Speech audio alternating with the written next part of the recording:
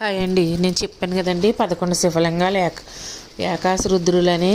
అప్పటి నుంచి నాకు పెట్టడం కుదరలేదండి. ఒకటో రెండో పెట్టాను. ఇది ఇరుసుమండి అంటే అండి ఇక్కడైతే చాలా శివలింగాలు ఉన్నాయండి. ఒకే గుళ్ళో 4-5 శివలింగాలు ఉన్నాయి. గుడి కూడా చాలా పెద్దదండి. 2 గజ స్తంభాలు ఉన్నాయండి.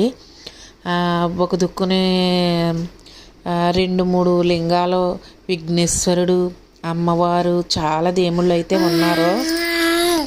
తలుపులు వేస్తారండి. మేము ఎటిగన్ టైంలో వెళ్ళాము. అన్ని దేవుళ్ళ దగ్గరికి వెళ్ళేసరికి చూడండి, ఇదిగో ఇలా కిటికీలో తీసి చూపిస్తున్నాను మీకు. అందుకని ఏమీ చేసేది లేదు, కానీ చాలా బాగున్నాయండి. ఒకసారి ఎవరైనా విజిట్ చేయండి. గూగుల్లో కొట్టి 11 ఏకాశ రుద్రులు అంటే 11 ఊర్లు మీకు గూగుల్లో సెర్చ్ చేస్తే వచ్చేస్తాయండి.